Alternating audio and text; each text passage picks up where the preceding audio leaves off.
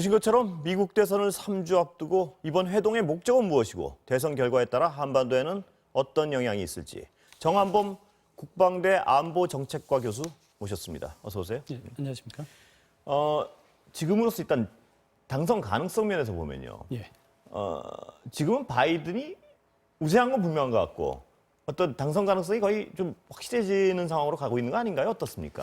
글쎄 이제 미국 대선이라고 하는 게 우리 이 나라 선거하고 좀 다르기 때문에 예. 많은 측면들을 좀 이게 우리가 좀 눈여겨봐야 되는데요. 일단 그 말씀하신 대로 지지율 측면에서만 본다면 지금 바이든이 굉장히 많이 앞서가 예. 있거든요. 지금 이 지지율 격차는 뭐 그 여론조사 회사에 따라서 이제 좀씩 다르긴 예. 한데 전반적으로 보면 이제 벌어지고 있는 추세에 있어요. 특히 트럼프가 지난번에 코로나 걸린 이후로.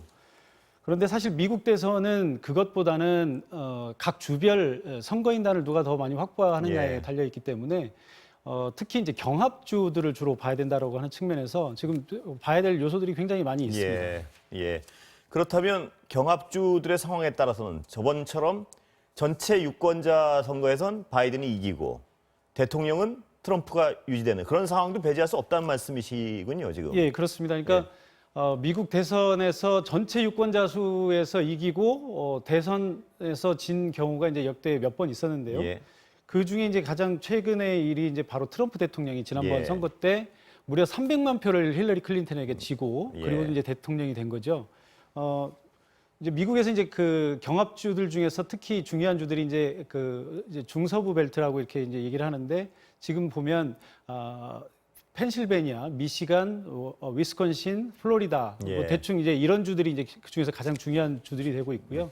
여기에서 보면 사실 그 일반 여론조사 전체 국민을 상대로 한 여론조사에서는 대략 한 10% 내외로 바이든이 앞서고 예. 있는데 이 경합주에서 보면 대략 5% 내외로 이제 이게 좁혀집니다. 그런데 지난번 대선 때 힐러리 클린턴이 대략 이 경합주들에서 5% 정도, 5.4% 정도 앞서 있었는데 졌거든요. 예. 근데 이번에는 지금 현재까지 보면 대략 여론조사들을 종합해 보면 현재 4.9% 바이든이 앞서 있습니다. 예. 그러니까 이게 이제 어떻게 뒤집어질지 모른다는 말씀이군요. 얘기죠. 예. 예. 거기서 다 또 뒤집힐 경우는 저번과 같은 비슷한 사태가 또 그럴 수 반복될 있습니다. 예. 예. 근데 미국 대선 이제 그거 위에도 이제 여러 가지 좀 우리가 봐야 될 것들이 있는데 우리나라랑 이제 선거 제도가 굉장히 다르기 때문에 굉장히 독특하기 때문에 미국이 이제 연방 국가라고 하는 측면을 잘 봐야 됩니다. 예. 그러니까 우리는 나라 안에서 각 도를 나누어서 지방자치단체가 있는 거지만 미국은 개별 국가들이 모여서 연합을 한 연방 국가거든요. 그래서 그렇기 때문에 개개인의 권리보다는 각 연방을 구성하는 각 주의 권한을 더 중시하는 측면이 네. 있습니다. 그래서 지금 그런 배경에서 승자 독식 제도가 만들어졌다. 그렇습니다. 예, 그래서 한 주에서 단 한 표라도 이기면 그 주의 선거인단을 다 가져가는 거죠. 한 나라로 보기 때문에 그렇단 그렇습니다. 말씀이시죠. 예, 그래서 지금 이제 이게 그 경합주에서 승패도 중요하지만 이번 선거는 이제 더 어려운 것이 트럼프 대통령의 정말 이게 예측을 불허하는 이런 성격 때문에 뭐 다양한 시나리오들이 예. 있는데요. 그 중에 이제 제일 재밌는 시나리오는 트럼프 대통령이 선거 결과에 불복하는 네. 나는 이 결과에 불복한다라고 이제 선언을 하게 되면 대략 한 세 가지 정도 시나리오가 있습니다. 첫 번째는 이게 지금 이제 그 트럼프 대통령이 불복한 것 때문에 뭐 일종의 극우 단체가 일어나는 경우, 네. 또 하나는 이게 이제 대법원으로 넘어가는 경우, 그다음에 하원에서 투표를 해야 되는 경우 이런 경우들이 있는데 이 각각의 경우에 있어서 굉장히 복잡한 결과들이 나올 수 있습니다. 불복 가능성도 미국 주류 언론에서도 배제하지 않고 있는 건 분명하죠. 그렇습니다. 이게 예. 이제 이제 보면 지금 사전 투표가 예. 이루어지고 있는데 이 사전 투표 중에는 이제 우편 투표도 있고 현장 투표도 예. 있습니다. 우리나라도 사전 투표를 지금 하고 있기 때문에 그렇죠. 현장 투표를 예. 하고 있지 않습니까? 그런데 이제 우편 투표는 굉장히 제한된 숫자만 했었는데 지금 코로나 문제 등등 해가지고 우편 투표 숫자가 굉장히 늘었어요. 예. 근데 트럼프 대통령이 지금 이 우편 투표는 사기다라고 아예 선언을 해버렸기 때문에 우편 투표 결과를 인정하지 않을 가능성이 있습니다. 예. 그래서 나는 이거 승복할 수 없다. 근데 이것은 우편 투표가 바이든 지지표가 많다고 지금 보는 거죠. 그렇습니다. 이게 예. 이제 우편 투표를 주로 이용하는 층들이 예. 아무래도 좀 진보층이거나 젊은 사람들 뭐 이런 사람들 그리고 이제 코로나에 대한 두려움이 있어서 투표장에 직접 나가기 싫은 사람들 이런 사람들 위주로 이제 우편 투표가 좀 많아지고 있는데 지금 보면 사전 투표가 벌써 이제 1,700만 명이 넘었거든요. 오늘 숫자로. 그렇게 되면 이제 개표를 할 때 보면 현장 투표를 먼저 개표를 하게 되겠죠. 현장 투표를 먼저 개표를 한다는 얘기는 바이든 지지자들은 이미 사전 투표에서 다 했기 때문에 현장 투표는 트럼프 지지자들이 아무래도 많겠죠. 그러면 선거 초반에 트럼프 지지표들이 많이 나오게 될 겁니다. 그러면 선거 거의 중반쯤 가면서 트럼프가 봐라, 우리가 이겼다라고 선언을 해버리는 거죠. 그리고 나서 이제 우편 투표를 개함을 하게 되면 이제 선거 결과가 이제 점점 뒤집혀지는 상황에서 트럼프가 이거 문제 있다, 사기다. 이거 뭐 사기다, 뭐 이거는 조작이다, 뭐 이렇게 나올 수도 있는 거고요. 그러니까 초반에 승리를 선언해 버리고 뒤에 건 사기라고 선언하고. 그렇죠. 근데 아무리 트럼프 대통령의 독특한 캐릭터가 있어도 그게 어떻게 가능할까요? 이제 그게 가능한 이유가 지난번에 엘고하고 조지 부시가 붙었던 선거죠. 클린턴 대통령 이후에 이제 엘고하고 조지 부시가 붙었는데 그 당시에 조지 부시 대통령의 동생인 제프 부시가 플로리다 주지사였어요. 플로리다에서 이제 다른 데서 이겼고요. 이제 플로리다 한 주만 남았는데 여기를 가져가는 사람이 이제 대통령이 되는 거였는데 제프 부시, 그러니까 그 조지 부시 대통령의 동생이 주지사인 플로리다에서 중간에 이제 개표를 중단을 해버립니다.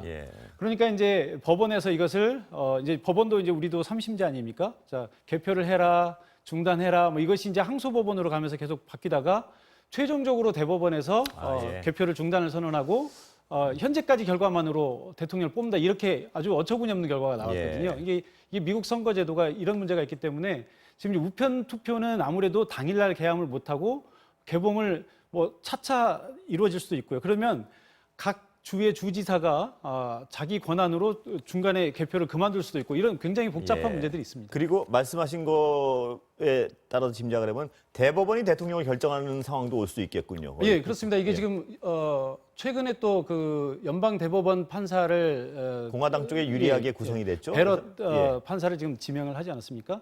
사실 이게 굉장히 어폐가 있는데 지난번에 오바마 대통령이 임기 말에 연방 판사를 지명을 했어요. 당시에 이제 상원을 장악하고 있던 공화당에서 청문회를 열지 않습니다. 그리고 이제 대통령 선거가 끝나면 새로 한다고 그래서 오바마 대통령이 지명했던 판사가 대법원 판사가 되지 못하고 트럼프 대통령이 새로 지명한 사람이 됐어요. 근데 이번엔 거꾸로 트럼프 대통령이 지금 지명을 해버렸습니다. 근데 이게 굉장히 보수 성향의 판사거든요. 근데 이제 여기서 이제 상원에서 인준을 해버리면 지금 이제 이게 되는데 뭐가 문제냐면 요 전에 연방 대법원 판사였던 분이 민주당 추천이었어요. 이제 이분이 공화당으로 넘어가려면 공화당 지지 대법관이 6명, 이제 6대 3이 돼 버리는 거거든요. 이런 상황에서 대법원으로 가게 된다면 대법원에서 다시 또 조지 부시 대통령을 뽑게 됐던 그 선거와 똑같이 트럼프에게 유리한 그런 판결을 하게 될 가능성이 높다고 봐야 되겠죠. 정말 너무나 많은 변수가 있기 때문에 까봐야 하는 거군요, 이번 선거도. 그렇습니다. 또 하나의 변수는 이게 이제 하원으로 넘어가는 경우도 있는데요. 하원에서 뽑는 경우가 생긴단 말씀이시죠? 이게 이제 지금 그 선거인단에서 270표를 얻어야 대통령이 됩니다. 그런데 만약에 어느 후보도 270표를 얻지 못하는 상황이 되면 하원으로 가서 하원에서 투표를 하게 되는데 현재 하원의 의석 분포는 민주당이 많습니다. 그러면 이제 보통 생각하면 민주당 후보가 유리하겠구나라고 생각하는데 그게 또 아닌 것이 미국의 아까 말씀드린 대로 이 연방제도 때문에 하원에 있는 의원들 중에서 각 주의 대표 선수 한 명만 투표를 하게 됩니다. 그런데 이렇게 되면 이게 또 엉뚱하게 되는 게 캘리포니아처럼 이렇게 큰 주에는 민주당 의원들이 많거든요. 근데 그게 한 자리밖에 안 되는 거예요. 그래서 작은 주들을 많이 가지고 있는 공화당이 유리한데 현재 의석 분포로 따지면 공화당이 26석, 민주당이 23석입니다. 그래서 하원에서 투표하면 트럼프가 되겠죠. 그러니까 선거가 엉망으로 엉키면 지금 공화당이 유리한 상황이군요. 그렇습니다. 그러니까 압도적으로 이기지 않는 이상. 제대로 되지 않으면 어떤 상황으로 가더라도 트럼프에게 굉장히 유리한 상황으로 흘러가고 있습니다. 미국 복잡한 상황은 이제 우리가 뭐 어떻게 할 수 없는 거니까 지켜보고요. 중요한 건 우리에 대한, 근데 지금 현재 트럼프 대통령이니까 그 경우는 우리가 많이 봐왔고, 바이든이 될 경우에 한국 상황은 어떻게 보십니까? 특히 북미 상황은 어떻게 될까요? 북미 대화는 사실 이제 좀 복합적이라고 생각할 수 있습니다. 이제 단기적으로 생각하는 것과 장기적으로 나눠서 두 가지를 생각해 볼 수 있는데요. 단기적으로 본다면 아무래도 트럼프 대통령이 되는 것이 우리 북미 대화라든지 예. 남북 관계 개선에 좀 유리하겠죠. 단기적으로는요. 그렇죠. 예, 예. 왜냐하면 트럼프 대통령과 김정은 위원장 사이에 개인적인 친분이 있고요. 예. 두 지도자가 또 굉장히 카리스마가 있고 안 좋은 얘기로 하면 독재고 예. 좋은 얘기로 하면 뭐 자신의 어떤 그 개인의 결정에 이렇게 예. 의존하지 않습니까? 그러다 보니까 이 지도자들의 탑다운 방식에 의해서 지금까지 이 북미 대화가 계속 이어져 왔단 예. 말이에요. 이것을 생각한다면 그동안 김정은 위원장의 경우도 사실 국제 무대에 서본 경험이 별로 없는데 트럼프 대통령과 거의 유일하게 지금 국제 무대에서 예. 활동을 하고 있다는 거죠. 그렇다면 김정은 위원장 입장에서는 아무래도 익숙하고 좀 경험이 있는 트럼프 대통령과의 그동안의 어떤 관계를 앞으로 더 발전시키는 것이 유리하겠죠. 예. 트럼프 대통령도 아마 김정은 위원장과의 개인적인 친분 때문에 조금 더 우호적인 입장을 보일 겁니다. 그런데 문제는 뭐냐면 지금까지 북미 대화가 교착된 것은 트럼프 대통령이 모든 걸 다 결정했다면 아마 더 많이 지금보다 진도가 나갔을 겁니다. 그런데 밑에 있는 관료들이 예. 공화당 위주의 관료들이 그동안에 이제 대결적인 구도에서 많이 벗어나지 못한 거죠. 예. 그런데 만약에 민주당 바이든 후보가 된다면 예. 아마 초기에는 트럼프 대통령이 되는 것보다는 좀 경색 진도가 예. 느려질 가능성이 있습니다. 특히 바이든 대통령 후보가 지금 트럼프 대통령을 공격하는 포인트 중에 하나가 독재자들과 친하다. 예. 뭐 푸틴이라든지 뭐 김정은 뭐 등등 하면서 또 국내적으로도 뭐 테러리스트라고 친하다 뭐 이런 예. 식이거든요. 그렇기 때문에 아마 그럼 차갑게 대할 수밖에 없는 상황이겠네. 초기에는. 그렇죠. 예, 탑다운 방식은 좀 기대하기 어려운데 예. 그래도 이제 희망적인 것은 장기적으로 예. 본다면 민주당 소속의 어떤 그 싱크탱크라든지 또 관료 출신들이 공화당 출신들보다는 조금 더 우호적이고 네. 온건한 외교를 할 가능성이 크다라는 거 예. 보는 것이죠. 시스템적으로 들어가게 되면 그 북한과의 관계에서 더 어떤 온건한 해결책을 찾을 가능성이 많다 이 말씀이시죠? 그렇습니다. 그러니까 예. 장기적으로 보면 예.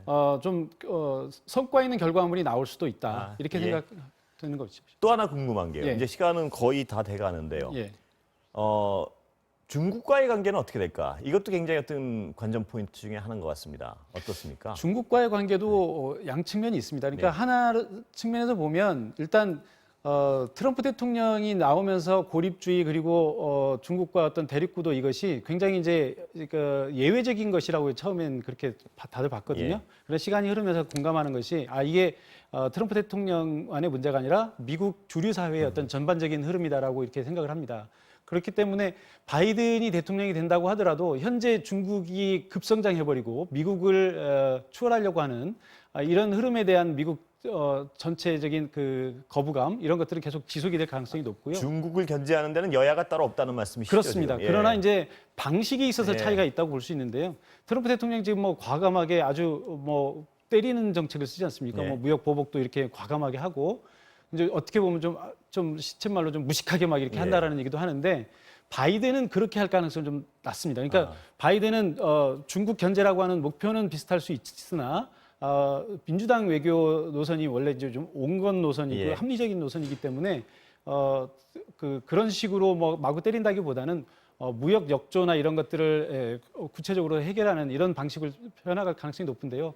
한마디만 더 붙이자면 중국 측 입장에서 보면 사실 트럼프가 지금 저렇게 터프하게 나오지만 예. 오히려 상대하기에는 트럼프가 쉬울 수 트럼프가 있습니다. 쉬울 수 있다. 오히려 예. 트럼프가 하는 방식에는 중국도 맞대응해서 무역 보복을 할 수 있고 그런데 민주당이 하게 되면 아마 굉장히 그 중국이 대응하기 어려울 정도로 치밀하게 합법적인 그러나 중국이 쉽게 대응하기 어려운 그런 방식을 택할 가능성이 높다고 지금 말씀하신 그 부분 때문에 중국은 트럼프의 재선을 원하고 있다. 뭐 이런 얘기도 농담 진담 공식적으로는 못하겠지만 예. 내심 그렇게 될 수도 있다고 봅니다. 예, 오늘 말씀 감사합니다. 예, 고맙습니다.